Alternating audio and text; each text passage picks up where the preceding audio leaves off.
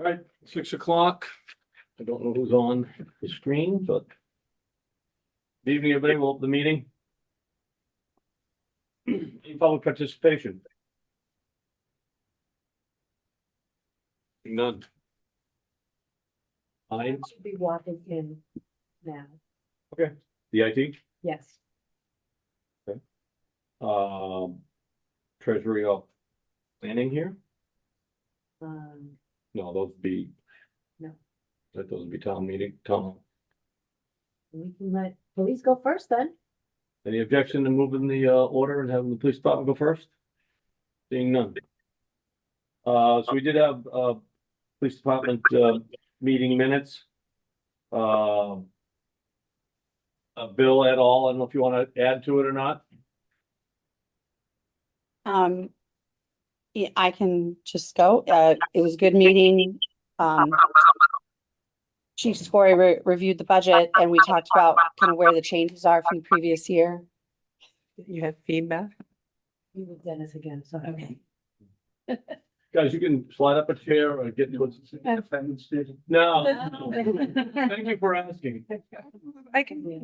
I think the most interesting piece of the conversation was around hiring and the changes over last year, Yeah. but I'll let the chief talk about that.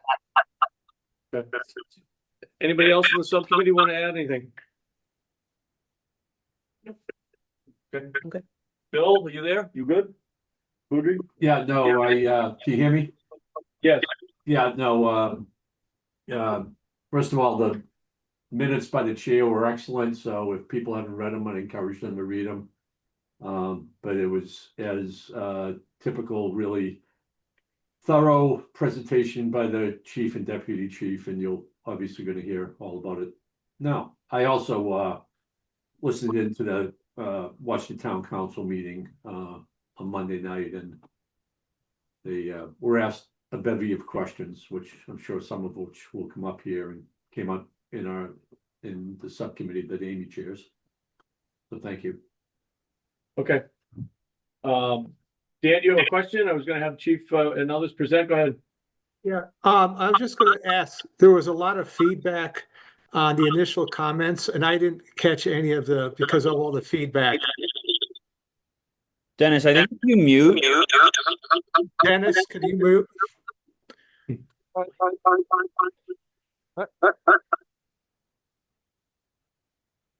It looks Can you like hear me Dennis, now? it looks like Dennis is logged in twice. Yeah, He's muted both times. I think he unmutes himself, which is how we get the feedback. Okay. yeah, No, that's good. it sounds good now. Great. Do you want Amy to repeat what she said? Dan? I don't know what she,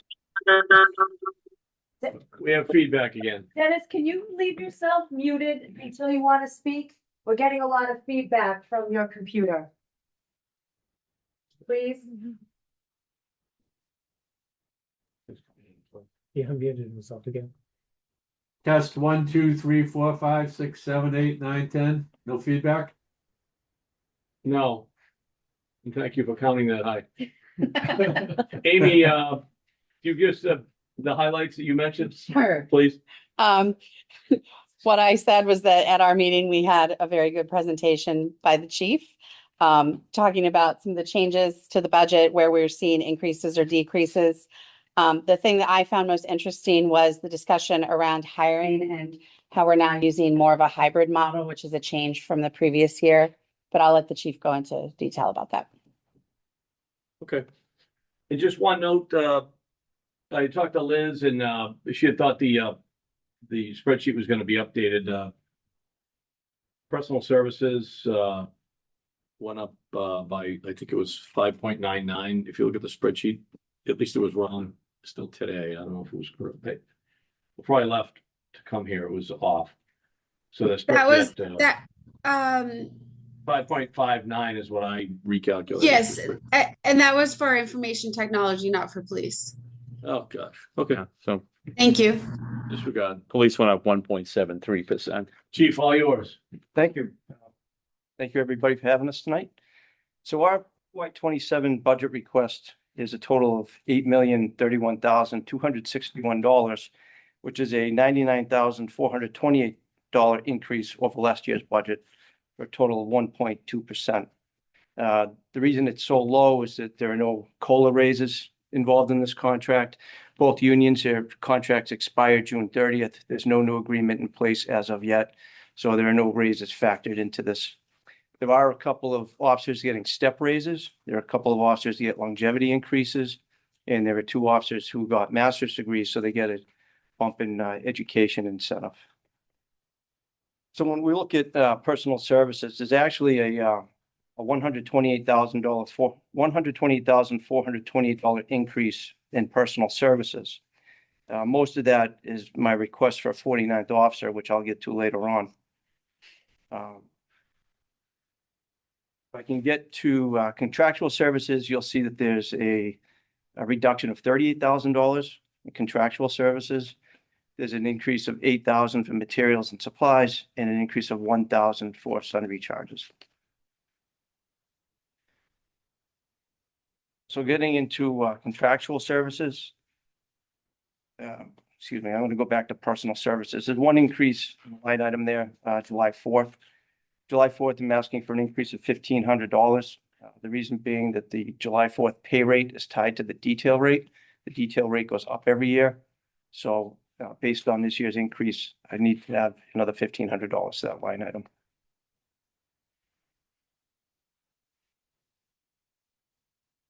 Going to contractual services, I'm asking for a $2,000 increase to the maintenance radio account.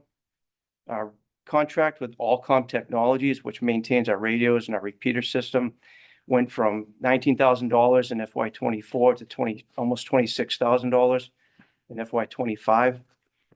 I know that's a $6,000 increase, but I think just by increasing this line item by $2,000, I think we can, it'll suffice. There's some other areas in there that we've been able to trim back over the years. So I think $2,000 will be good. If it's not, I'll be back next year to ask for more.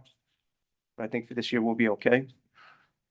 Professional services, we've actually reduced by $40,000. The reason being, we had a recovery coach who worked 20 hours per week. She left to take a full-time job in Stoneham. We had a temporary replacement from Elliott Community Services. She was here for a little while and then she left. It wasn't busy enough for her. She had come from Lynn. She went back to Lynn. And what we found is that both our mental health clinician and Officer Amy Rando, who is a family services officer, have been able to handle the workload there. They're doing an excellent job. So we feel that that money should go back to the health department, be more beneficial to them at this point. So we reduced that line item by $40,000. Moving on to materials and supplies, I am asking for an $8,000 increase to motor vehicle parts. Reason being, the cost of motor vehicle parts has gone up. Every time we need repairs, the repair bills are more expensive than they used to be. This line item has been budgeted for $20,000 over the last few years. Last year, we were at $27,291. We were over by $7,291 last year. This year, we're already over by almost $1,000. So I'd like to increase that to $28,000. And then finally, sundry charges, I'm looking to increase dues and memberships by $1,000. I know that there are some organizations that we're members of, such as NEMLEC, whose membership fees will be going up next year. So if anybody has any questions on any of those, I'm happy to answer them. Anybody? Dan?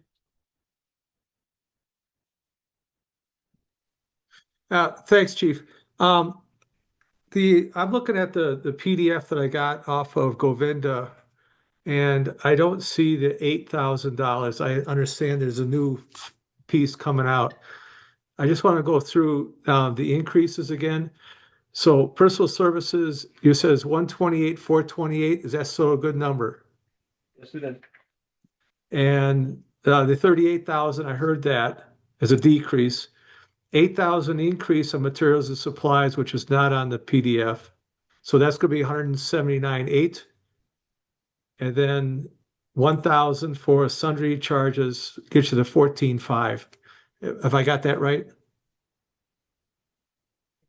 Yeah, so We probably have an old schedule. what it is, there's a departmental request and then a town administrator request. That number's 0, which is the materials and supply. And So the 28,000 for the department request is there, making the total 79,800.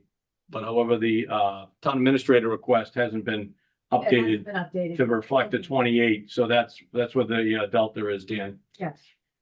Oh, I see. We So have to is the update that town, number. is the town administrator gonna stick with 171,800? No, the recommendation is Okay. 179,800. That needs to be updated. Okay. And then one of the things I was trying to figure out. Tonight, we're just was- discussing the departmental requests. Excuse me? Liz? So, All right, Liz, can you repeat what you said, please? I said as of tonight, we're discussing the police department's request. Okay. I see. So one of the things I'm trying to figure out, if you turn to the next page on personal services, and the regular salaries is 5.4 million. And there's a list of lots of other items that follow that. So under the negotiations of the contract that expires June 30th, which of these various items, let's just for argument's sake that everybody agrees to a 2% COLA. So on this long list of items, starting with 5111 all the way down to 5139, can you give me some indication as to which of these are subject to the negotiations and might go up, let's say 2%? Is it like all of them, some of them, none of them, just the first one? Can you give me a little hint as to what might happen? Sure. So the line items that would go up then are education incentive, holiday pay, firearms qualification, and then the 3 overtime line items, vacation, sick and injured, and then emergency overtime. And of course, regular salaries. Right. Okay, so I got education. Great. Okay, perfect. Thank you. Anyone else? Ed? So Chief, what's not reflected in the budget document is your success in bringing in grant money from the department. Could you just maybe speak a little bit about that? More money that's coming in? So last year, we applied for and received over $300,000 in grant money. Get to my list here. And I'll give you a breakdown of how what that money was for. We got $18,000 for emergency medical dispatch, and what that is we're required by law to provide medical dispatch through 911. We contract with Cataldo Ambulance with that for a fee of $18,000. If we didn't have that contract with them and we didn't pay that fee, we would be required to have all of our officers trained as EMTs, which would be very expensive. Plus, it would have to be negotiated into the contract. So we apply for a grant to cover that cost, and we get that grant every year. 911 training, because all our officers need to desk and answer 911, they have to go through 16 hours of training every single year to stay certified. So we apply for and receive a grant for $87,000 to cover that training. It also covers overtime for officers who cover for officers who are in that training. We have a program where we install child and infant car seats, and we also purchase 50 seats per year to give to people who might have a damaged seat or an expired seat. We receive $6,082 for that grant. Got a traffic safety grant of $59,536. What that gets used for is to put extra officers on the street to do speed, radar enforcement, distracted driving, cell phone use. It goes out in 4-hour blocks, but it gives us a great opportunity to put extra people on the street. Bulletproof vests, last year we received $4,138 for the replacement of bulletproof vests. That number is higher or lower every year, depending on how many people need new vests. Could be higher. I know next year will be higher because we have more people that needed a new vest, and they're on a 5-year replacement cycle. Half the money comes from the federal government, half the money comes from the state. The Burn Justice Grant is a federal grant administered through the state for equipment. This year we got $10,400 for that. That was used to replace some old and aging equipment that we use for a self-defense class. And we also bought some equipment for our 2 high schools. We bought, they're called fetal vision kits. We bought one for each school that does alcohol and one that does THC. And what is it? They're goggles that kids can wear, and it teaches them the effects of both substances. Jail diversion, which we use to help pay for our mental health condition. We got $100,000 for that this year. We had a public safety earmark of last year of $35,000, which we used to buy equipment. And then we get a sex offender registration address verification grant of $2,040. We're required to send 2 officers out periodically to verify addresses of registered sex offenders, and that money covers that. So the total in grants was $302,197. Great, thanks. Chief, I had one question. I noticed maybe some title changes with some of the officers. Used to have detectives and such, and now they're maybe called special officers or something. So we have our longtime Sergeant Detective Richard Donato. He is retiring at the end of March due to his age. So Sean Beatty, who's a patrol sergeant, has been selected to replace him. So his title is changing to Detective Sergeant. Because of the retirement of Sergeant Donato, Officer Mike Pietrantonio is being promoted to sergeant. So you'll see that reflected in the budget. We hired some new officers because Sergeant Chris Leonard's retired. One of our officers, Cam McCusker, he left to go to the Maine State Police. And we also had the 48th position that was created last year. So it took us a while to hire some people. It was a long and lengthy process. I could get into all the dynamics of civil service, but I would bore you to death. But we finally were able to hire 2 people, get them into the police academy. They started on January 5th. We were also able to hire some people from a non-civil service process. Last year, we entered into an agreement with civil service into a hybrid process. We're allowed to hire 50% of our people from a non-civil service list. We've had a lot of success with that. We've been able to hire 2 police officers from other communities who were already trained. One of them had 15 years of experience and was a sergeant in another department, chose to come here. And we just brought on another officer from the town of Groveland. So we've had a lot of success with the hybrid process. The civil service process, it's a problem, and we're looking to address that, but it really slows us down. Thanks. Anyone else? Just one question. So I know during the meeting on Monday, when there was discussion of the 49th officer, there was a graphic that you had or a chart that you had that showed that the 49th officer would kind of right size the community compared to other comparable communities within the area. I noticed on that graph or on that chart, sorry, that a number of those communities have, I guess, professional PSAP operators or dispatch operators. In addition to, I guess, the police. In Wakefield, we have no PSAP operators. It's the police that are actually sitting in the PSAP. I guess like with the contract negotiations that are underway, is that something that would need to get incorporated? Like if we change the way that we're doing things, instead of hiring a 49th officer, instead hiring professional PSAP operators to free up the officers that are sitting in the PSAP currently. So we haven't figured out that if we were going to do that, if we were going to hire civilian dispatchers, we'd have to hire a minimum of 5. And at today's pay rate for dispatchers, you'd be looking somewhere around $300,000 just in salary. I would still by law need to have a police officer in the station. We have a lot of walk-ins, so we need to still have a police officer in there to answer legal questions. We can't allow civilian dispatchers to answer legal questions on the phone. Plus, we also have to handle the walk-ins. As it is now, we have a sergeant on the desk and a patrol officer. The sergeant is the OIC of the shift, runs the shift, books prisoners.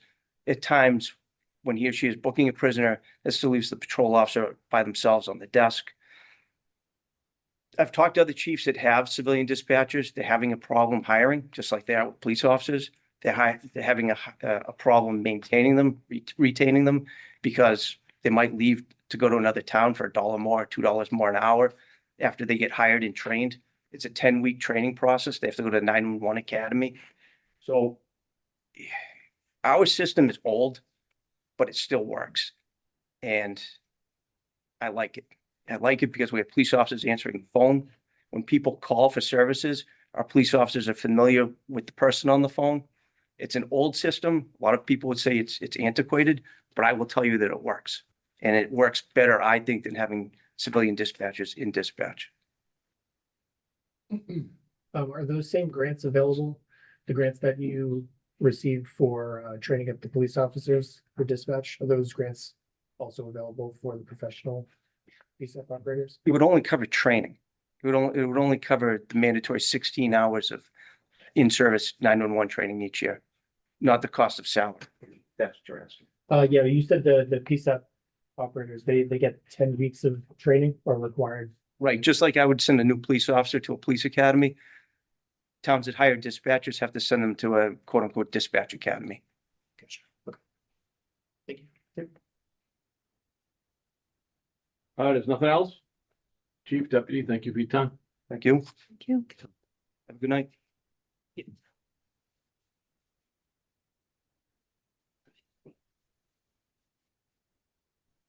Back to the IT, Jim, if you don't mind. Sure. Thank you. Moving on the list and start with the IT subcommittee. There's minutes for the IT subcommittee. It's over. I don't know if subcommittee wants to make any opening comments.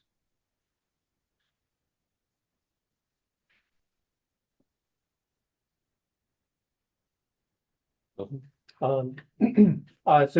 met with Todd on Monday. I think out of all the budgets that we've seen, I think Todd's is extremely detailed, extremely transparent. It's always a great conversation that we have. The biggest thing that I think was mentioned was a consolidation of the telephones on those hard telephones, not mobile phones. Those were previously discussed in prior FinCom meetings, but all that cost is being consolidated here under the IT budget. Level labor and in terms of headcount. And I don't think any other surprises. I think that, I guess generally over the years, license and subscription costs are always going up. I think that's just the name of the game. We can't afford that, unfortunately. Just one, Sorry, Liz, you're as cutting in. Chair Sullivan mentioned at the beginning of this meeting, is, can you hear me? Yeah, you're cutting Hello? in and out. We got you. Go ahead. Yep. Okay, sorry. So I was just mentioning what you mentioned, Jim, at the beginning of the meeting, that the personal services percentage year-over-year increase was pulling on a different cell versus to the town's TA's recommendation, as well as the IT department's budget request. So that is what we were discussing. It's not 100%. It was 5.59%. That's correct. Yes.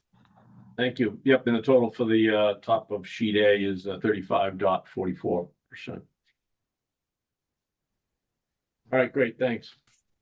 And Thank you, Jim. Thanks. Is it Todd, correct? Yep. Just introduce yourself, please. Sorry. Yep, I'm Todd Bowden, the information officer for the town. So FY 27, we're looking for $630,643.21. This is an increase of $165,029 over last year's budget. Personal services are going up by $6,470. That's a 2% placeholder. Contractual services, this is where Stefan mentioned, we do have a big increase of $146,867. Roughly $100,000 is the consolidation of phone budgets. So we're gonna have a centralized view of our entire phone system, which is over 800. Contractual services also going up. We have a little more for training. Now that we're on 365, we're gonna have 3 people pretty heavily trained, and we're gonna make sure we're taking full advantage of that to see if we can cut out some other software products where 365 might fill in. And we're also picking up a little bit more with Munis training, whereas we eliminated that position last year. The remaining staff, we're picking up some of the slack, and we're working with Liz, who helps out quite a bit. So we'll get a little bit of training on that. Materials and supplies were very minimal, $598 increase. That's just estimating like a 10% increase in fuel charges. And the last big one we had was under sundry charges. We have subscriptions with Microsoft 365 now. They're forecasting increases in July. So it's going up about 10,000. And the other remaining items in there will going up maybe 3%.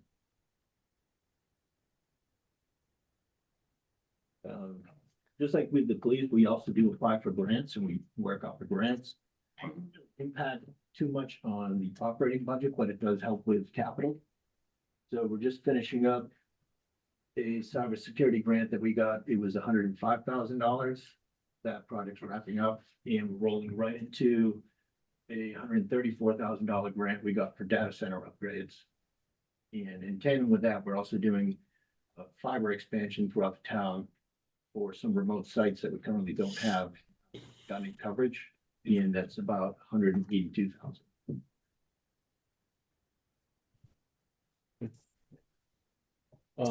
So if you looked at the spreadsheet or if you downloaded it, there are a number of tabs with a whole bunch of information, as Stefan has explained. So you haven't taken a look at it. It's very detailed.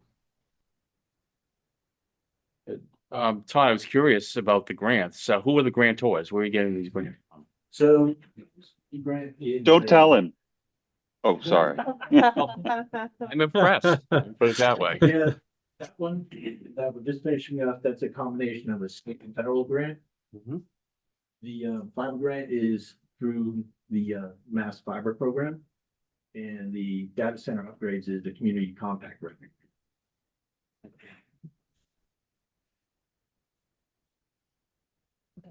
I've got a couple of questions, but Dawn? No. Yeah, just, I'm trying to remember if we discussed this, but the telephone consolidation, is that just for the municipal side, or does it include the schools also? That's including the school system too. It does include the schools. Yeah, so we provide phone services through all municipal buildings and gas and light. All right, thank you. Is there a, relative to that question, is there a transfer or a cost sharing plus minus? Sorry, the word escapes me. Yeah, Economies of scale. yep, there are transfers that previously there would be transfers coming in. Yep. And that's what's gonna help balance this out, so it's really not an ask of an additional 100,000. Yeah. So for example, the DPW, if you're taking over their phones, is their budget going down because you're taking that money across, right? Okay. Same for the schools? The schools, it should go down. I'll find out tomorrow. Yeah. Yeah, Todd, we'll hold you to that too. There's Evan. Laurie? I feel like I've gotten dribs and drabs through like different meetings, just like the cliff notes on why the Phone consolidation? yeah, like why the phone consolidation. I'm sure there's a very good reason why. I just don't know it yet. Yeah, so over the years, it used to be that everyone had different analog lines and different bills. And a number of years ago, we took all those bills and we said, look, we can centralize the phone system. So now when you're calling from the town hall to the school, you're not going out through Verizon, paying a charge, coming back in through Verizon. You're just going over the fiber network that we built. And you're talking direct, and there's no, even if we lose our phone service, you can still talk to any building in town. So what we did in the past was everyone still had their individual budgets, and they would transfer money in to help cover the cost of that centralized management. So now, instead of having it distributed like that, it's gonna be consolidated so that you can actually see it all in one spot, and then we can see, well, this is the amount that we brought in, this is actually how much we saved this year, and this would returned, instead of seeing maybe, well, this budget returned $50, this one returned 25, and Thank you. Brian? Quick question, the grants that you talked about, and it's the same, I have the same question for the police, actually. Do we see that documented anywhere? Like, could you share that information with us also? I think it would be helpful because it doesn't show up in the expenses, right? Because it's income. Yeah. We absolutely could. We're also going to same thing for revolving funds. So that is something that is going to come in the next few weeks where we give a departmental breakdown of grants, any grant offsets, as well as revolving fund income. Spectacular. Thank you. And then one other question. I noticed that there weren't the school transfer and the enterprise fund transfers weren't in the workbook. And then I look back from 26, those numbers, and then I look back at 26 and they're the same numbers as 27. So I just want to verify that those numbers did not change, or we don't know about that yet. Is that what's going on? Yeah, They did change. Okay. So that, so in the workbook that I got, there was no data in column C 127 and 129 from, that is salary wage offsets for school transfer, enterprise fund transfer for 26. So I went back and looked at 26 and it's the same number as I see under 27 in column H, 127 and Exactly. 129. Yes. So we are listing the offset, and the offset is level at 26 figures, as we are still fine tuning our department budgets. We have some supervisory union employees as well as non-union employees in this mix. So that is still an ongoing discussion with the school, but there is an offset for FY27. And it won't be the same as it was in 26. No, but I wouldn't expect much growth. Okay, thank you. The proportion, I think, as it stands right now, is 79% would be transferred out of the IT budget into the school and enterprise funds. Brian, you all set? Yes, thank you. Bill? Todd, in the subcommittee notes, there's mention made of $12,000 software for the recreation department website that may or may not be used. Correct. Can you say what that's about? Yeah, so that was an initiative that started last year that we have contract for with the new website. And we're not sure if we're gonna go in that direction. So we're leaving it in the budget, but you're probably gonna see that coming back to the general fund. In talking with Dan, it looks like he's happy with the current solution that they have. And we don't see, we're still discussing, we're gonna weigh the benefits versus the effort. Okay. Functionality. All right. Thank you. Another question I have, I think this came up in the town council meeting the other night, that you may be moving away from Zoom to Microsoft Teams. But yeah, the topic. Because came up. you have the full suite of products of Microsoft, right, which includes Teams. Correct. We're gonna look into that option as one of them, yeah. So with the Teams, you still have to, if you wanna expand to like having webinars and you know, serving the masses, you're gonna have different licenses that have to be applied to that as well. But it's definitely something we're gonna look into.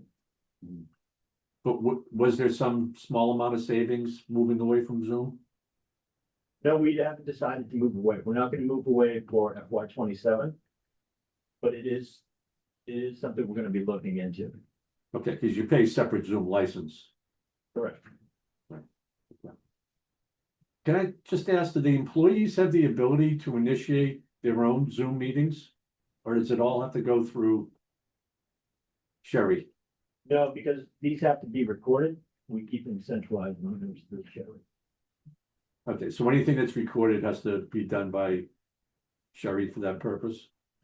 Yeah, I mean, employees can attend meetings if they're invited with a vendor or something like that, but if it's a public meeting, it's gonna be done through shows. Thank you.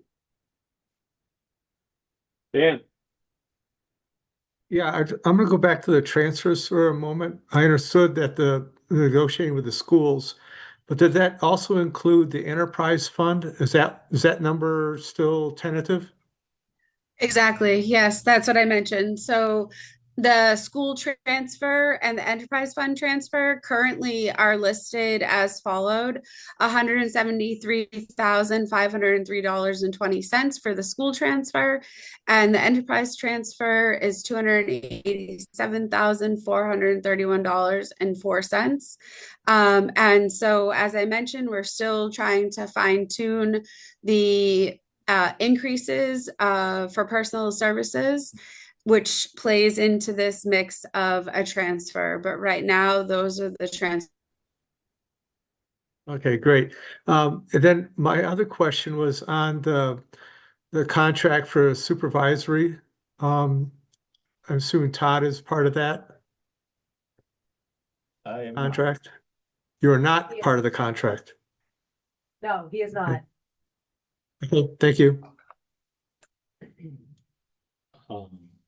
Ed, So Liz, I just want to get back to the transfers again. So Yes. I've really not quite understood. Is there an allocation mechanism or indirect cost rate plan for the two enterprise funds?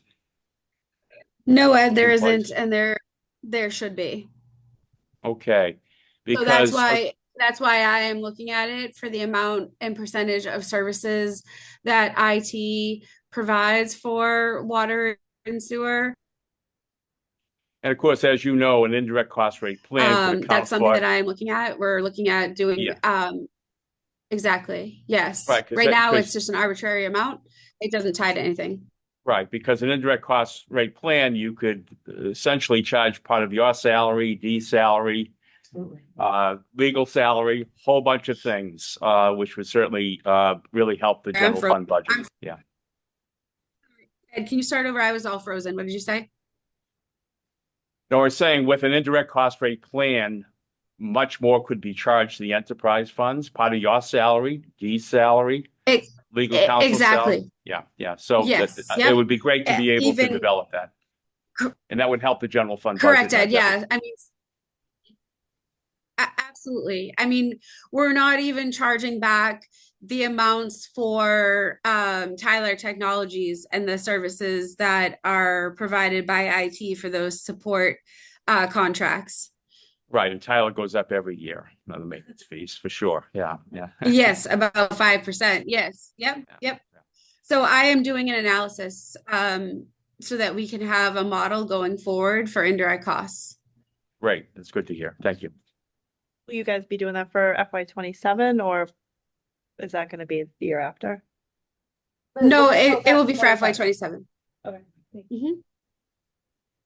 so Todd, I just had a couple of questions. One, was it Outlook 365? That's the cost, the license? Office 365. Office 365.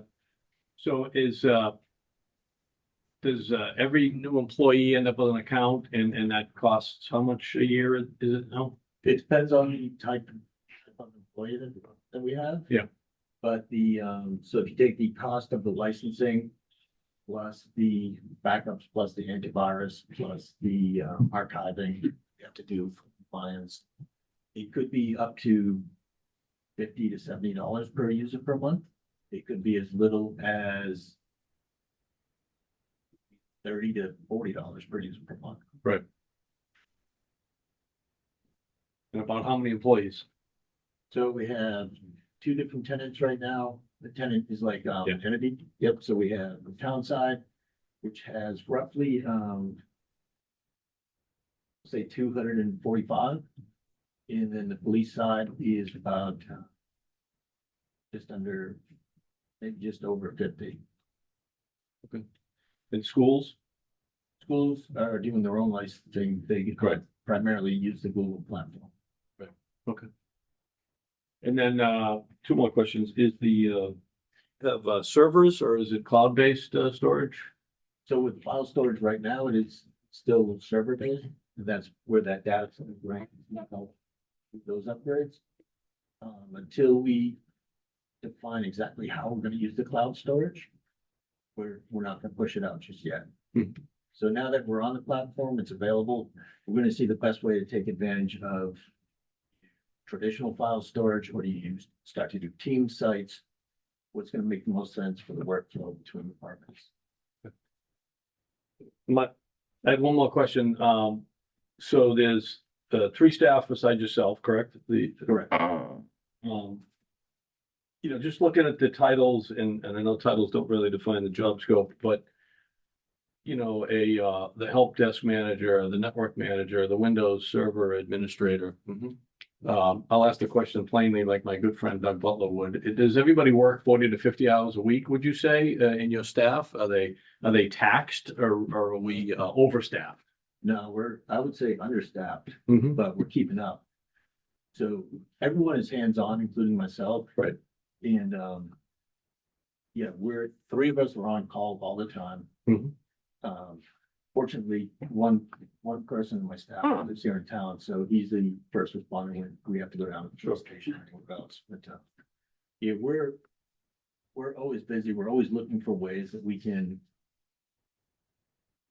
save a little bit more. Mhm. Like when we had the public safety building, we saw that what was budgeted for card access and where all these vendors were coming in.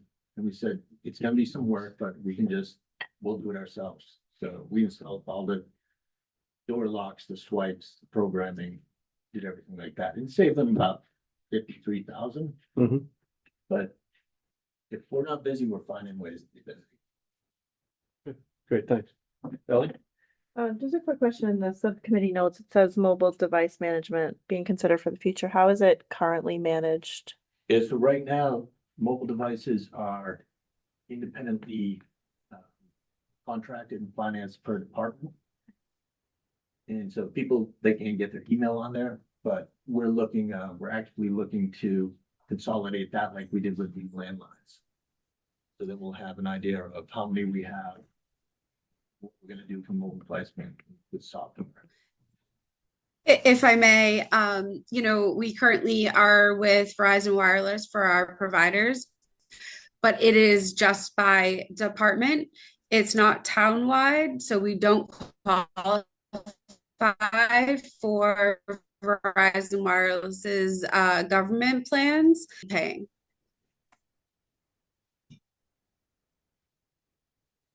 Okay. Anyone else? Thank you. Thank you. Thank you.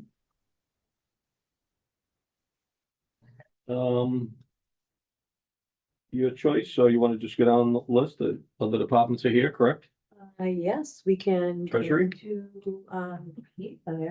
library. Yep, you're up. And the li- One, Good evening, how are you?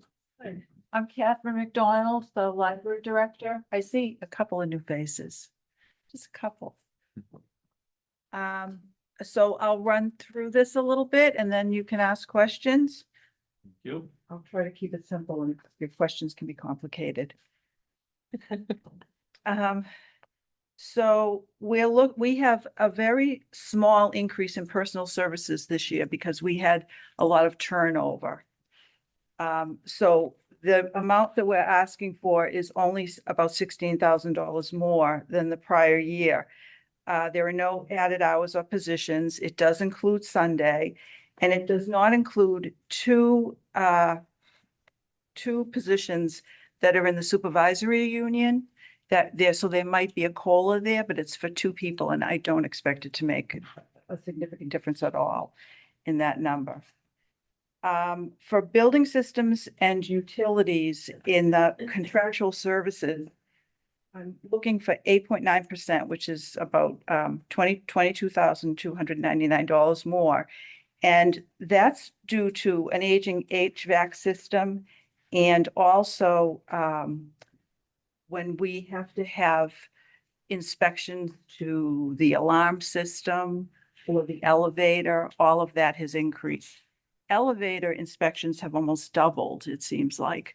And so that includes repairs on a system. We will be getting a new chiller this year, but the chiller typically hasn't been an issue.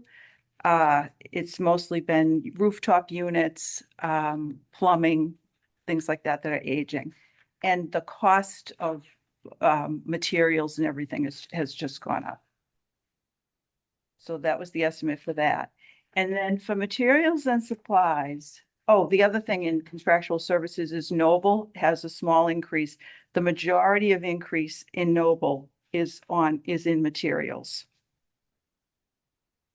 And then for materials and supplies, I'm requesting $17,500 bump in books and publications. The last time we funded books and publications fully from the operating budget was 2019. And I have you have to meet a materials expenditure requirement in order to qualify for certification and state aid. State aid this year is predicted to be about $80,000. So to be certified is valuable because if you're not certified, you're not part of the library system. But in addition to that, you get this $80,000. If we can fund the entire materials budget in the operating budget, it leaves us the state aid to do maintenance and things on the building and provide programming and extra things that are not covered in the budget.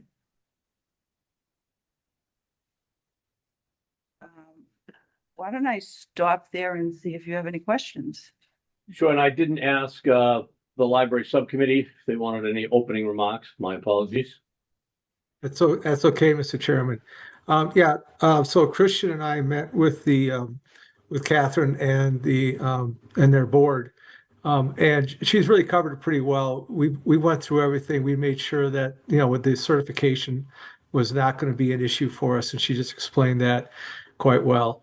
So we really didn't have anything that was outstanding other than trying to understand exactly what's going on with the HVAC and the fact that the library is now considered a cooling center, for the hot weather in the summer.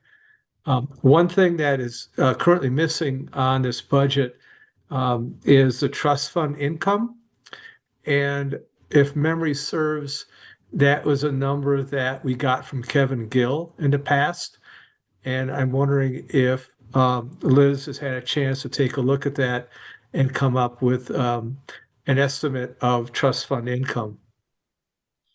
Yes, Dan. So I have sent on an email to Kevin. We've been in communication in regards to that, in regards to the policy that has been used to apply trust fund income. And so we will have that dollar amount way before the Finance Committee votes the FY27 budgets.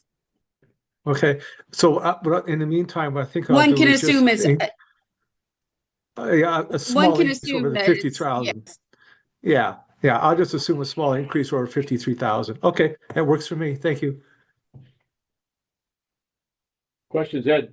On the trust fund income, what can we legally invest that income? What type of vehicles? Do they have to be safe, highly, you can't invest it in any type of securities or whatnot, I take it.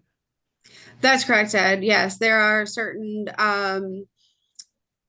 places that we can invest, but it is not as widely as we could say the bond proceeds for the high school. Okay, great. Anyway, in terms of the state aid, it looks to me, and I'm director, that you got about a $5,000 increase according to the governor's budget from 78 to 83. So that's good news. It's been nice that it's been growing. Yeah. Yeah, especially in this economy. Yeah. Yeah. Anyone else? Again, as always, the library, there's a number of tabs in the file, gives a quite detailed breakdown. I see gas prices are higher. Obviously, the budget from year over year, there's an increase there I saw, and then electricity not so much. So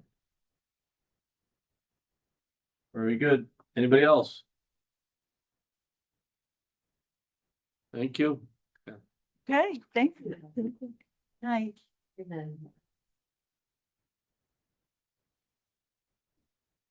Okay, planning. Yeah, I don't know, Evan, is there any comment from subcommittee on, planning?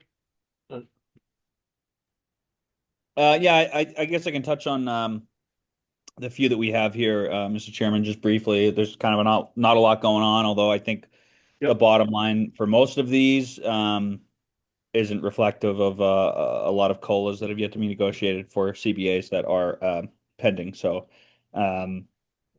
you're not getting a real look at what this budget's going to look like, but for the most part, I think all three, it's sort of the same old story, not a ton going on, but I'll turn it over to Dee and Liz. Great. We have Marissa Meany here, who is our planning director. Melissa, you want to introduce yourself? Good evening, everyone. I'm Marissa Meany, the senior planner for the town. And I'm here to talk about our planning board's budget. So we here in town hall staff, we provide administrative and technical support to the planning board. We coordinate meetings and public hearings. We put together the agendas. We assist, we are there at all of the meetings. We help the board communicate we are the liaisons between the board and residents. And we also ensure that the board in its jurisdictional authority is maintaining compliance with Massachusetts general law regulations over land use and zoning. This budget helps support the operational needs of the planning board. So going through it line by line, we are looking this year at a 2.09% increase, but $225 to be exact. So starting off with personal services, that's level funded. That is a stipend for Susan Hall. She is our clerk administrative assistant for the board. So that amount is not changing. We are looking to expand on our contractual services, namely the advertising budget. We supply to the Wakefield item about 4 to 5 legal notices a year. The planning board is the authority that holds public hearings for zoning bylaw changes that need to come before town meeting. So this can happen in both the spring and the fall. I think going forward, at least with this year, and hopefully for the years following that, we will just look to make any changes at the fall town meeting rather than the spring town meeting. But when we do advertise for changes to the zoning bylaw, we do have statutory requirements that we do need to meet. We work with Attorney Tom Mullen on that, and we need to make sure that the text in those legal notices is clear, concise, and it means making sure that nothing can be left to misinterpretation, because that could render the legal notice illegitimate, and then that could, cancel the whole thing from the town meeting warrant. And we don't want that to happen. So, so because of the amount that actually goes in, the amount of verbiage that goes into that ad itself, it does become pretty pricey. So that's why we are asking for an increase in that this year. But that said, we did eliminate printing and binding from our budget. We do all that in-house. Postage remains the same. Travel inside the Commonwealth, we are looking to expand upon a little bit in anticipation of trainings this year for myself and also for our Director of Community and Economic Development, Karen Kokinda. There are a lot of trainings that are hosted through various entities, UMass Center for Transportation, MassDOT, the American Planning Association, the APA, they have a Massachusetts chapter. So there's always something happening, and it is always very helpful for either of us to be in attendance. That said, as well, I'll get back to materials and supplies. I just want to further elaborate on the trainings. So if you go down to sundry charges, we are asking for more by way of dues and subscriptions, because as important as these trainings are to us as staff members, they are important to our board members as well. And so we are asking to be able to allow them to participate in some of these trainings, because they do have a pretty important jurisdictional authority, and we want to make sure that they are staying up to date with all of the regulations in Massachusetts general law, just to ensure transparency, to ensure that they are sound in their decision making.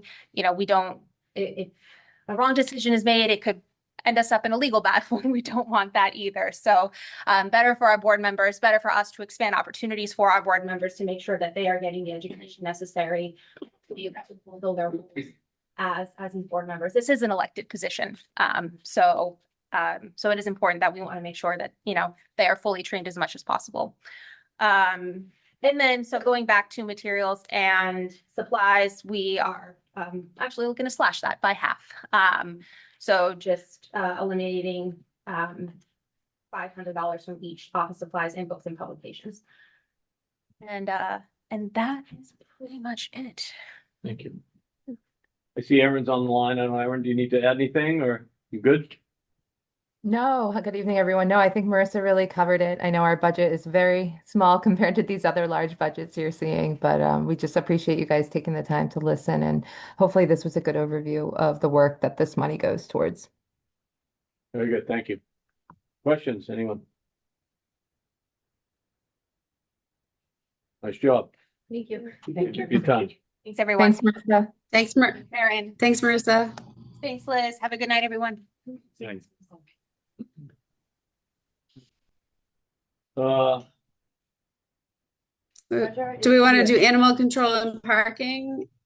Treasury, the treasurer is here. I don't know if he's ready to go or not. Oh, he is. Okay. I can't see him. So We got him hidden. He's hiding in the corner. Ed, welcome. Pull up a chair. These meetings have gone earlier now. I remember the 7 p.m.s for those going old school. Is that your old seat? Yeah, actually, this is my old seat. Yeah. The previous town administrator moved him earlier, and then the new town administrator liked the idea, and so here we are. Works. Good evening, everyone, and everyone online too. So I am here to present the department budget, the treasurer's office. I believe everyone has had the opportunity to take a look at that. I am very pleased to have worked with our town administrator and our town accountant to go through this budget. I employed zero-based budgeting on this. So we built this budget from the ground up. The only thing that we had no control over were personal services personal services, as everyone knows, those are obviously, negotiated through the union. So that was a number that was dictated. The budget is rather straightforward. I think the biggest changes to it, if you will, relate really to a couple different areas. The largest being bank charges. There were a lot that became a line item that was really more of a number that made the budget bigger and gave more dollars to the department, but in actuality wasn't reflective of the needs of the department. And so I slashed that considerably down, as you see, by 84%. Some of the other materials and supplies, we stayed level funded with that. Sundry charges, the only difference there was just a difference in the cost of membership. So while it's a significant percentage increase, it's only a $60 increase in real dollars. Going down to further break down on page 2, equipment maintenance office. That again is a variable we don't know at any given time. We've held steady at 500, although it depends on the year. Our spend in fiscal 25 was negligible. Our spend in 24 was 10 times that. So I maintained the 500 there just for a certain level of security. Printing and binding, that is really a function of when we have tailings, we have to print them in the item. It's all statutory. And so we have 2 publications within the item. The cost of that, approximately $2,000, give or take, and it's a requirement that we do it with a local newspaper. And so we don't really have a lot of control over that. That is a reflection, though, of the fact that we're trying to let individuals and entities know we've got checks that have not been cashed. We're trying to get that cleared up. Everything else otherwise is rather straightforward. Postage, we made a slight adjustment, understanding that postage rates go up. Telephone, I don't know, I'm sure that Todd may have mentioned about telephones and how that's different now. For our department, we have one cellular phone that's required for purposes of multi-factor authorization with the banks. And so they will not only text us, but they sometimes will want to call and speak to someone live in order to allow for a lot of the transfers that occur. That phone is used solely for that purpose, but it is a cellular phone that we have to maintain within the department office simply for that. And travel within the Commonwealth, that would only be related to conferences. I suspect that would actually be 0. Ultimately, it's held at 20, but I suspect that will ultimately be 0. A couple other things that I wanted to just mention just more broadly. First, I want to introduce the 2 other people that are part of this team, Kim Nolan and Susan Bernardinelli. We are, as I mentioned at Town Council, we are a small but mighty team. I'm proud of the fact that we do not have overtime in our office. This is an office of 3 that works together and gets the job done within the hours, and we do what it takes to make sure we do that. And that has been a mandate from our town administrator as well to make sure that we're budgeting within our means. So there is not an issue of overtime, and we have been really tight in the way we've approached this budget. When you look at the budget in total, it's only a 0.77% increase, so less than a 1%, 0.75%.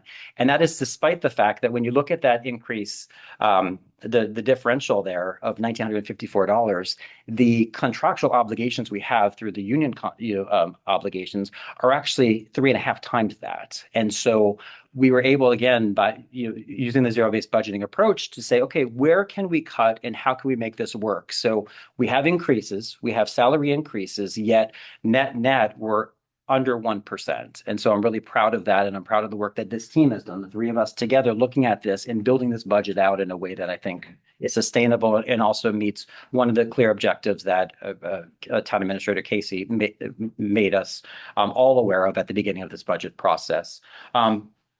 In addition to that, just where are we from the Treasurer's Office generally? Some really good news to report. We really have record revenue, interest and dividend income for this year. We're at approximately $5.318 million for calendar 25, which is phenomenal. There are a few drivers to that. One of them obviously being that we borrowed a lot. And so when I was asked at Town Council, do we expect that to continue? I hope not, because that means we're holding a lot of money in order to have that kind of return.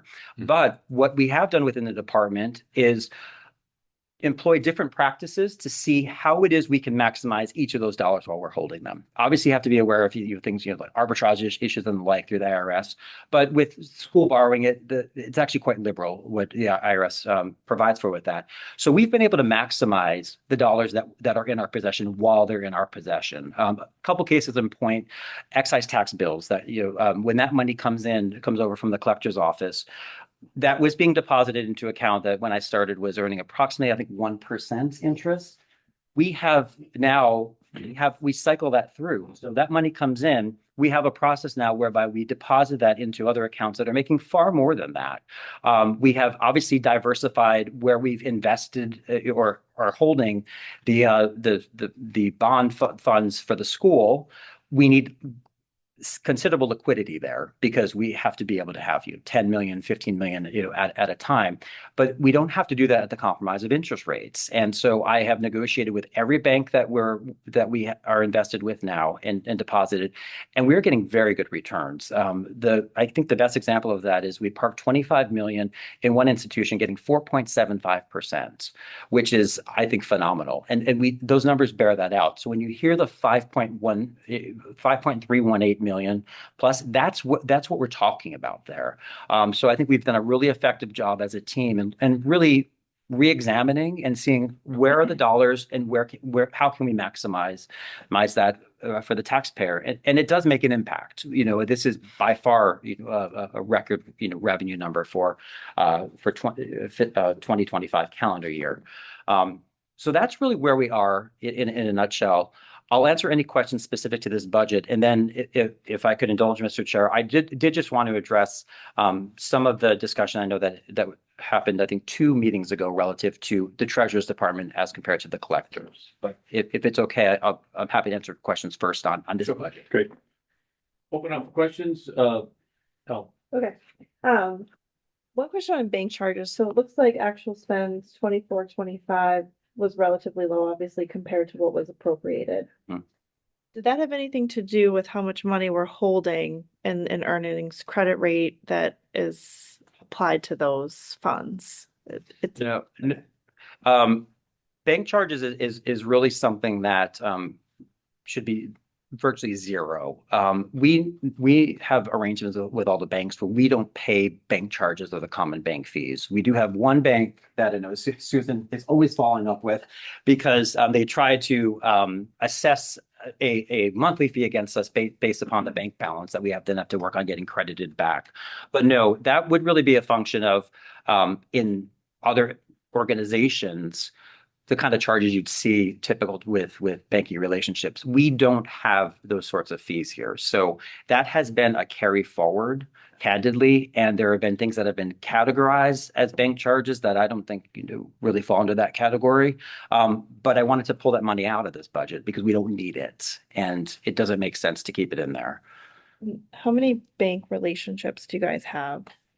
Gosh, we have Institutions. say eight. Oh, yeah. At least eight. Yeah, eight to 10, you give or take. But each of them know that one phone call is enough to move our money elsewhere. And we've done that. And with some banks have gone back on negotiated rates, we have quickly moved money elsewhere. And we are very nimble in doing that. And we are always parking the dollars. Again, we want to diversify. We don't want to keep it all in one institution, but keep it spread across the number. And my preference and our policy is always to try to invest local first. So we have local institutions. But in fairness, we will not do that at the sacrifice of, interest rates. So, and I've been clear with local institutions, we want to bank with you first because you're a community partner, but we're not going to pay a cost, or lose out on interest in order to do that. That's how we've approached it. Lori? Two questions. The more formalized one first. It sounds like you've actually moved in a better direction for cash management and for managing these bank relationships. Do you aspire to have a formalized cash management document? Or do you know what I'm saying? Like if you're in the private sector, you might have like a cash management policy. Here's our policy for how, and I know you're newer to this, and do you aspire to get to that point where you actually have a formal policy while being nimble in that policy? Absolutely. We do. And we've spoken about that. Even some of the practices we've adopted, we're looking at, okay, once balances get to a certain amount, then we pull over monies. So things of that nature. That was my next question too. In any of these relationships, do you have set up with them like simple sweeps for overnight? Like if cash reaches a certain balance, maintain this balance at $150,000. Anything over that can be swept into something that earns a higher interest rate. We have negotiated that every dollar that we're putting in is at the highest interest rate they can grant to us. And so that often requires sign-offs by higher ups within the institutions, be it the president or, the treasurer, whoever it might be, in order to get that, because we have preferred rates, and I negotiate that along with, every. So it's not as if we had monies in a certain account, if we count hitting a certain value, if it was swept and then was elsewhere, we get a higher, we're already getting that. Okay. And when you look at the part, like where I mentioned, we have we have 25 million sitting at the 4.75, which is, I think, slightly adjusted now after the first of the year, but not materially. That's the last money we're going to touch. That's going to stay there as long as we can keep it there because we're getting the highest yield on that. If we're getting a 4.4, that's something that that's more expendable, if you will. So we also approach it that way too. So that our process is we're going to pull from the lowest interest earning accounts first. And the high school is a good example of that. I think we just paid $10 million in the last Today. but prior to that, I think 2 weeks ago, we had, so it's been 20 million in the last 10 days, if you will. We're very thoughtful about where we pull those dollars. Ed, where do you budget bond issuance expenses for bond counsel, Hilltop Securities? Is that in this budget or is that someplace else?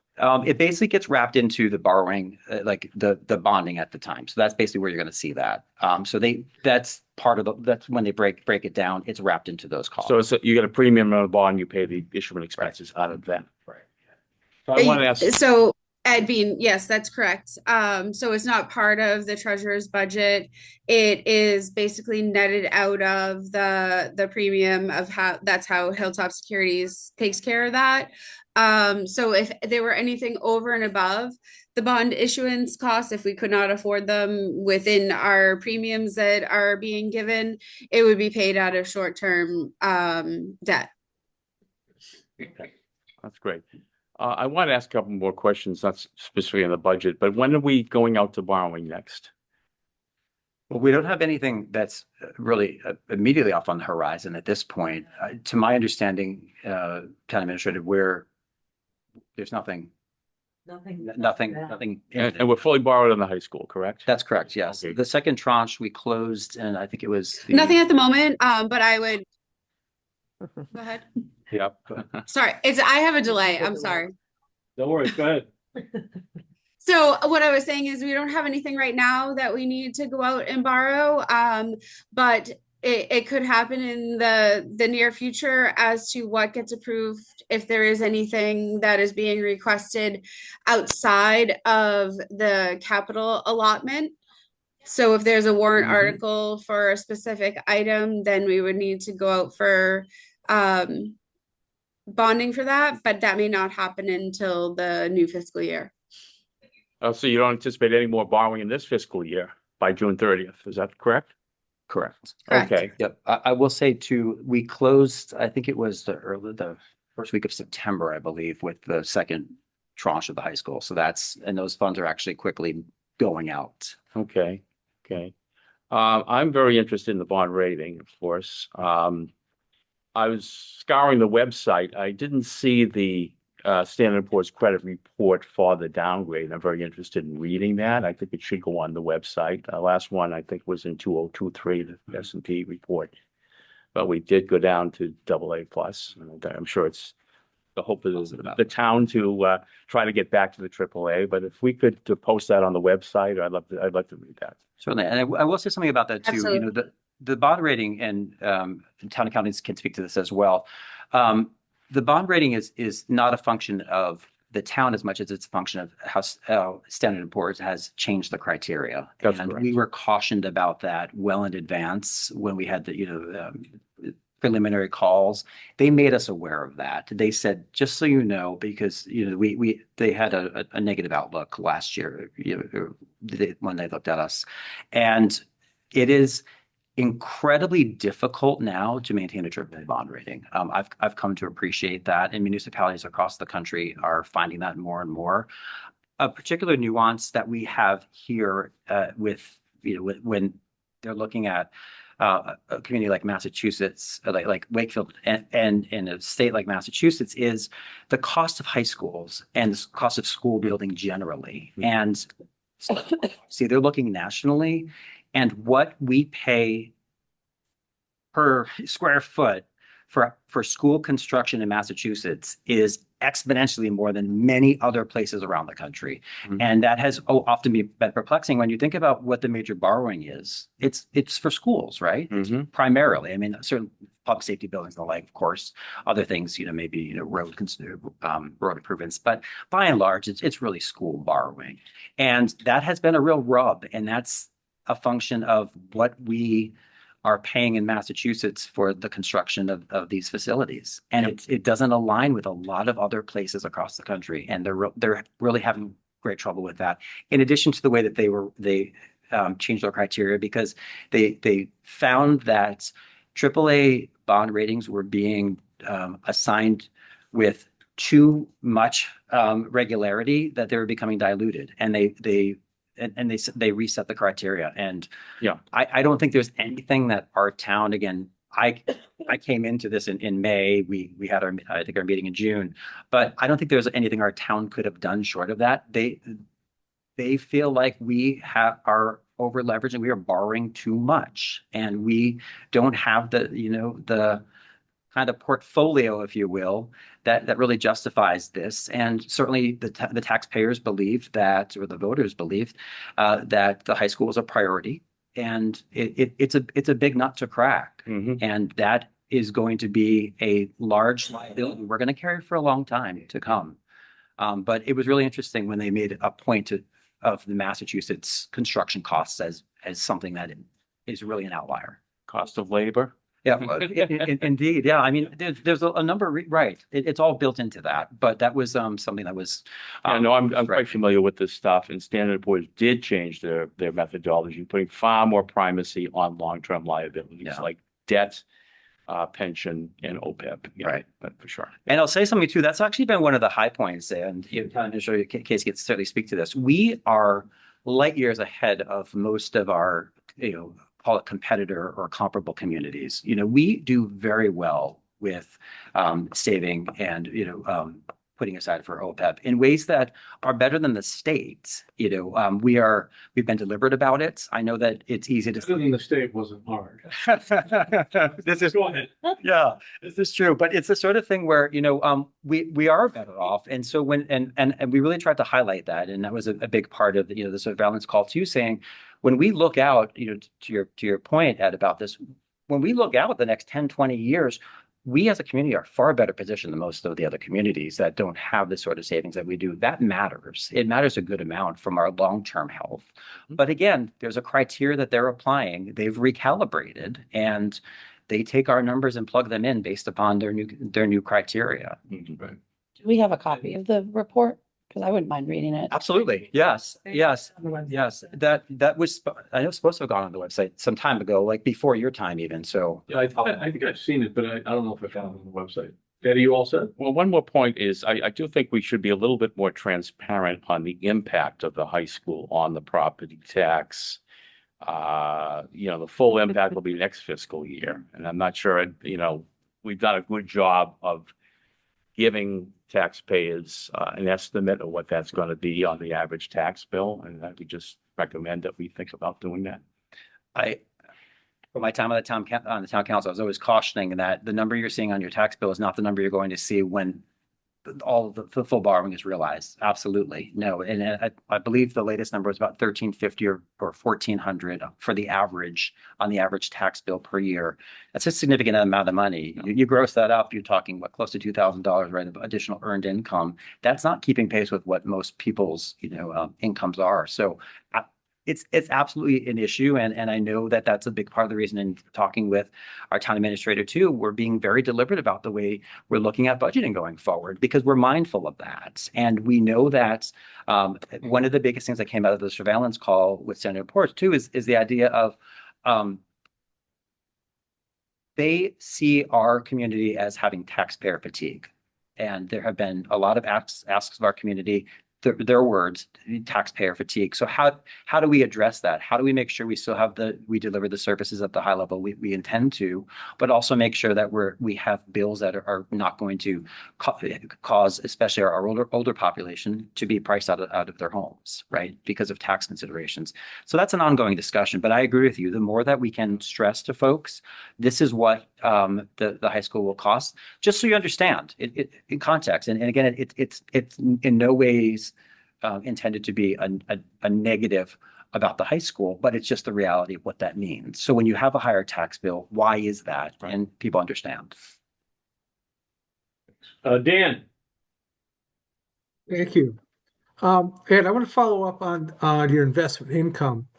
So under our local receipts for 2025, we received $2,504,000. And I heard you say something about something more than 5 million. So for 26. So what do we have for investment income for fiscal year 26 as of, your best estimate today, or maybe the end of January or end of December? Because the 5 million is so much more than I'm estimating for 26. Yeah, Dan, just as a side note, I had been talking to Liz a little bit and looking at our forecast. One of the things I was going to ask at the end of the meeting is if you could work with Administrator Casey and try to get a subcommittee meeting for the forecasting committee together to review the receipts. And I know Liz has some work to do before she's probably ready for that. But over the next couple of weeks, I think it's going to add a lot of value. But to your question as well, go ahead.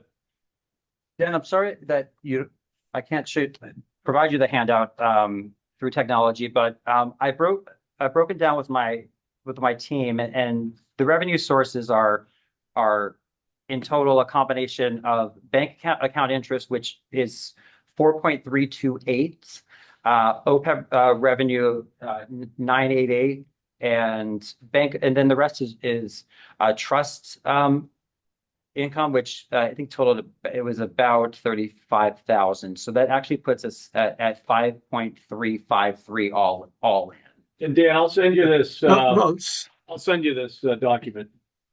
yeah, so because, for example, the OPEB income doesn't count into local receipts. That goes into the OPEB trust fund. Correct. So my focus is, it sounds like about $4 million so far for local receipts in investment income, if I heard you correctly. 4.3. 4.3. So, and that we still have obviously a number of months to go. So maybe by the end of the year, 26, local receipts investment income might be close to 5 million.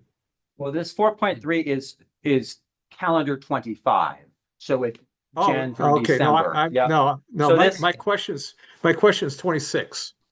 I understood. Yes. If I may, so the revenue that Ed is reporting is for the calendar year, and it's for all sources. It's not just for general fund revenue, not for our local receipt estimate. So it's all in. It's not just for general fund. Oh, and you just said calendar, not fiscal. This is for calendar 25. This is the way that we do it. Okay. Our department does each year, January through December. So this is calendar 25, not fiscal. This is not fiscal okay. 26. All right. So, This is basically, I'm sorry, if you were to go through and if you were to look at every account that we hold and what we have derived from it, that's how you arrive at that figure. It's the same methodology that my department has used every year in breaking it down. So it's a combination of all of it. Right. Do you break it down by fiscal year as well, or just calendar? It's broken. I mean, we can certainly break it down by fiscal year, but it's historically been done by calendar. Because I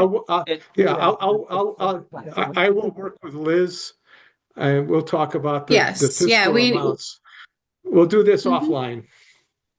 And Dan, just to answer your question, because we do that because for the town report, we're doing it on a calendar year. So that's why the numbers tie that way. That's why it's always been done that way. I have the draft of what we're providing, in terms of what had interest and dividends are earned from 1/1 through 12/31. So the annual report is obviously calendar year, not fiscal year. Right. Yeah. No, I got that. No, I'll talk with Liz offline and Okay. we'll true up our numbers. Thank you. Yep, absolutely. So basically, what we have on our ledger so far to date for FY26 would be the fiscal year amount, but the treasurer's office reports annually on the calendar year for the annual report. Total income, not just general fund. Right. Dan, you all set for now? Yep. Okay. Dawn? Yeah, just to go back to the budget, just a small question compared to these numbers. You have a role of paymaster, and it's the same position as a staff position. Is that a stipend for that role? And specifically, what's the difference between the staff role and the paymaster role? The paymaster is a stipend that has, to my understanding, been in place for at least the last 40, if not 50 years. So that is a stipend. I will say that I've spoken already with our town administrator about the idea of stipends generally. And I know that is something that with the town administrator and town accountant is going to be looked at on a go forward basis. Thank Good. you. Okay. Brian?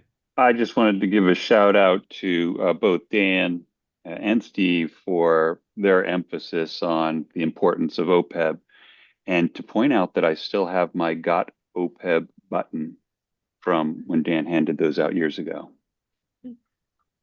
I still have mine too. Do you want one really badly, don't you?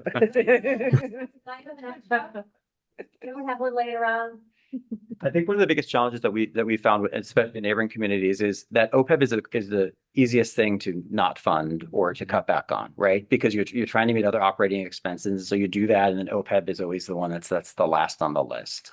And the town has done it, to your point, Brian, has done a very good job of maintaining that as a high priority, and that is a reflection of many years of commitment. But both by this, I can remember being on this body and as focusing on that, and also throughout the tenure of our last town administrator, that was something that's important. And I know it continues to be a big priority, and it's paying off because a lot of other communities are going to be, finding themselves in a very bad position as more and more retirements, come into being. And we are far better. I've surveyed other communities in the last couple of years, and I just know we're just head and shoulders above so many others. Absolutely. Especially as health insurance costs raise up, that's going to raise that. Thanks for mentioning that, Brian, as well. Yeah, it's started a very long time ago by a bunch of wise individuals. So thank you. Anything else?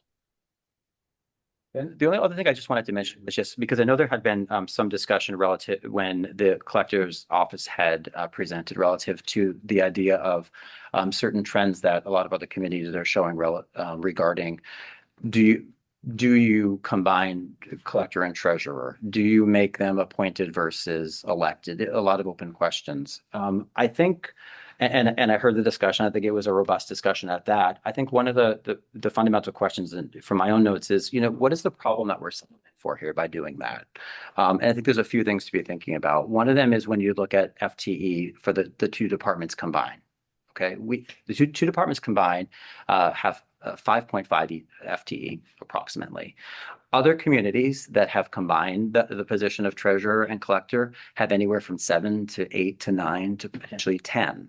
And that is in part because even if you have a combined treasurer collector, almost every community has an assistant treasurer collector, which is another full-time position. And so you're not actually reducing headcount by doing that. So I think that's an important distinction to be made here. I know that this has been something that other communities have tried. I would also remind this body that there are plenty of things that other communities are doing that we are not. One of them, again, is we are saving for OPEB in ways that others are not. Almost every community that abuts our border has had override votes in order to meet operating expenses or budgets. We've not done that. So we have had strong fiscal stewardship for many years. There was a concern about the caliber or the quality of the person, who's filling these roles if is appointed versus elected. I'd point to last year's election as being a good example of that. We had 5, I would argue, very talented people, all of whom could have sat in this position and done the job that I'm doing. I'd like to think I could do it better, but I'm kidding. But that's 5 people that we've had for that. That's really important. And we also have a really fundamentally, we have the designation of the department that collects the funds, and then the department that then manages and then pays out. That's an important distinction. That's a firewall that we have. And in fact, we've had auditors in years past. Our department used to be above the AmeriCal for that very reason.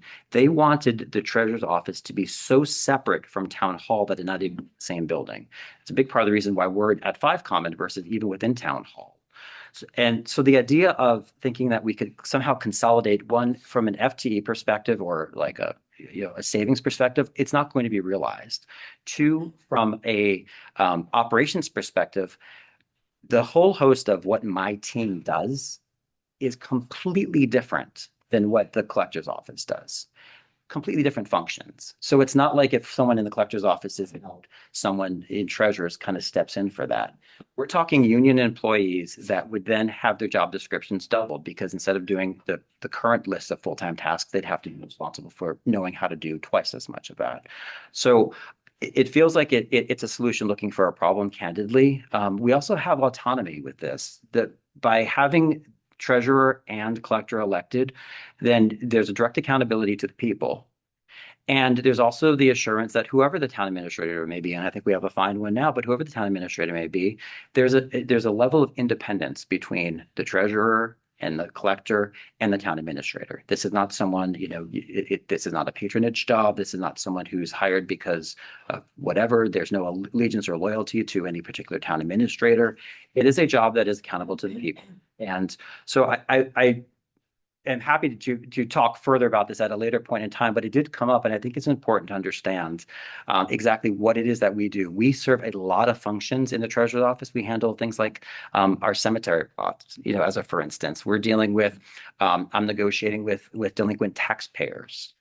There's a lot of things that go on. I'm constantly in communication with where we're investing our funds. Those are the things that are happening on a regular basis.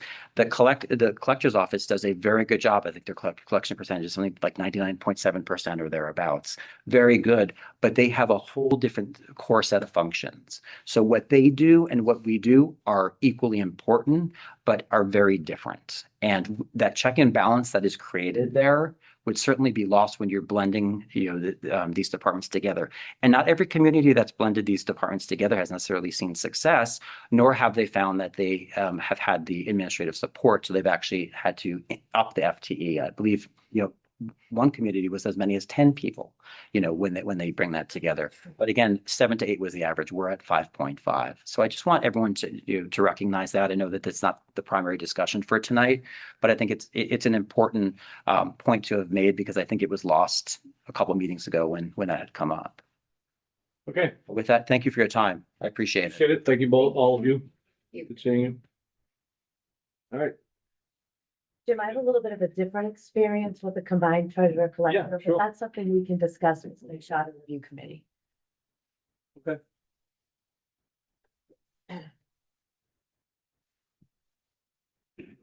All right, Especially. we have, animal and parking left, I think, is that right? That is correct, sir. Layouts. Is that, That would be Liz and I, Liz and you? me and Liz. We are not. I would like to be if it. We'll go to animal control.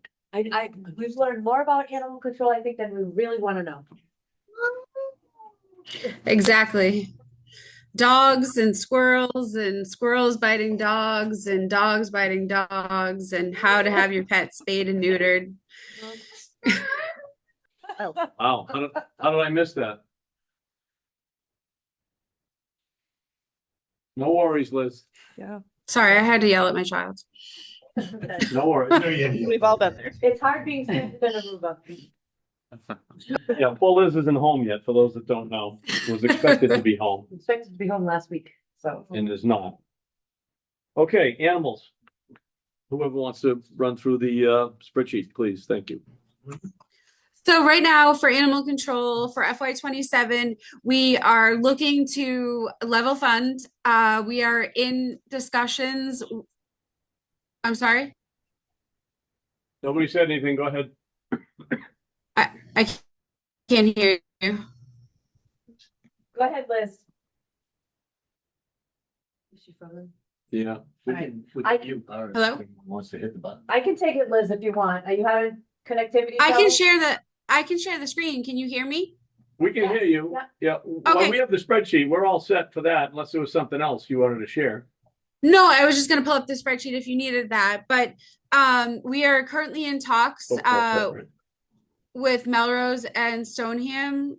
And so at current day, we are looking to move forward, level funding, less the telephone charges for animal control at the moment. And I'll let Dee explain a little more. Sure. Yeah, so when we had our animal control people resign, that then left us without animal control. So I was in communication with the mayor of Melrose and the town administrator of Stoneham about doing something regional. We don't have the call to be able to, hire someone full-time. It's very difficult to find part-time animal control. So we are doing an intermunicipal agreement with them for animal control services. We have a much better memorandum of agreement drafted, as well as a solid job description. I think not only will we be able to do this for level funded or potentially even less money, we will be getting much better services. Great. So currently the person's left, it's vacant, is it? Currently, Sid? yes, currently our health director, Mhm. Anthony, who is the health director for all 3 communities, That's right. is now also doing all of our animal control. So as soon as we can get this passed through, Melrose, it will be Stoneham and Wakefield will go first, and then Melrose will go last because of their city council form of government. It has to go through a couple of iterations, but we're pretty confident that this will be successful and we will be able to enter into an agreement. Great. Anything else on that then for the budget? No. No. Any questions? By anyone? Seeing none. Thank you. Are you the parking department as well? Actually, funny you say that. Our parking hearing officer, is going to be going out on a medical procedure.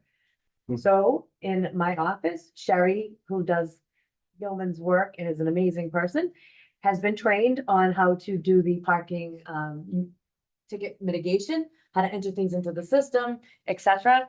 So again, as I ask every department, we are really looking at what did you spend last year? If you didn't spend it, why not? We met with Ken, who is the current parking hearing officer, and which is why we were able to slash contractual services by almost half.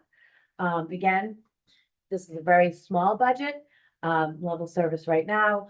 Hopefully, he will continue with us. If not, then we'll look at how can we replace those services at that time. But his intent is to return after his leave and continue to provide parking hearing services for the town. Okay. Comments or questions from anyone? Okay.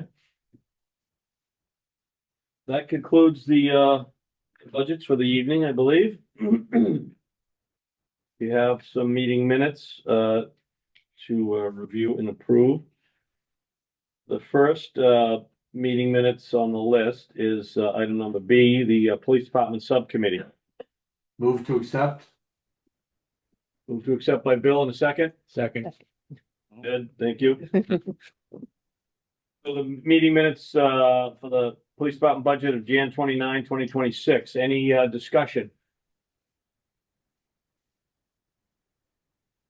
Seeing none, all those in favor? Aye. Anyone opposed? All set there, thank you. The next set of minutes is the minutes from the Finance Committee of 2/12. Entertain a motion for that, Feb 12, 26. Move to accept. Second? Second by Dennis, thank you. Discussion on the meeting minutes from Feb 12, 2026. Comments? Seeing none, all those in favor of the meeting minutes, Feb 12, 2026. Anyone opposed? Motion carries. The last minutes we have to look at was the Finance Committee subcommittee, the IT subcommittee, sorry. To accept by Stefan, second. Second by Evan, he's the other guy that was there. Any discussion on the meeting minutes before you for IT subcommittee? All those in favor? Aye. Meeting minutes are accepted. I wasn't there, so I don't vote. Very good. Any committee comments? I was just gonna note that I'm on the capital planning committee. This is my second year, and last year, interestingly enough, I wasn't invited to any of the meetings. I really didn't know much about it, so I've already been to 4 meetings. This is a subcommittee, like some others that have, a lot of repetitive actions, and it's quite an interesting thing to listen to the departments come in and talk about their requirements and their needs. And I think in the end, there's going to be some very difficult decisions to be made about what's approved. And believe Dee are working off of a proposed budget of $2.1 million, 2 I believe it's 2 million. million even, so. Yes. That, actually, Dee, where did that number come from? That's what it was last year, and I asked that it be level funded again because we're really trying to be very conservative for fiscal year 27. Yeah, Bill, that's been the number for quite a number of years. Okay, I knew it was around that. Yeah. Yeah, Yeah, 2,153,000 this year. okay, I thought 2.1, okay, so. There's an awful lot in that basket that people are trying to, and you know, not a lot of very sound requests, but not gonna be enough money to spread around, as I know there isn't every year, but they started comment on that. Okay, thank you. Dan. Yeah, so I've updated the finance forecast for the new figures that we just went through here tonight. One of the reasons I was curious about the police department negotiations is I was trying to get an estimate of how much it'll impact negotiations in terms of the cost. So purely arbitrary 2.5% increase COLA would add about $180,000 to the police budget. And then we're going to have, obviously there's others as well as coming in. But what I'm showing right now for a deficit for the current year is still around $4 million, actually $3,960,000, adding roughly 180,000 to that. So we're still a little north of $4 million right now in terms of deficit spend. Okay. And like I said earlier, I think we should hold a forecasting subcommittee meeting, Dan. Talk to Dee and you guys get that set up. Let Liz get back and get her feedback on the mass soil, and then maybe the week after next or something. Appreciate it. Okay, good. For the forecast, does that include what Liz was talking about for the enterprise allocations that Ed, you had brought up, or is that different? Is that in the budget differently or in the forecast differently? I have it in the spreadsheet. There's a section of the spreadsheet that has transfers to other departments. So for example, not only do we have enterprise fund receiving charges for IT, but also retirement, post-retirement medical, and there's a lot of other items, the library, that investment income that comes from the library trust fund. I have a list of about 12 items where it comes out of tax levy and goes to enterprise and so forth. That answer your question? It does, yeah, thanks, Tim. But Liz is working on a revision of that. Is that correct, Liz? Yeah. So there are more costs that could be charged, I think. Yeah, for down the road, enhancing on that. For sure. There's a lot of, some lost indirect costs that we need to start capturing. Right. Ryan. Just a quick question, Jim. Tomorrow, 8 a.m. Is that right? Yes. Okay. The school subcommittee is meeting with the schools tomorrow morning. So one of our first meetings with the group. All right. Anybody else? Entertain a motion to adjourn. You all set? Madam Administrator? I am all set. Thank you, everyone. So move. So move. Second. Second. All those in favor? All right. Have a wonderful evening. Thank you all.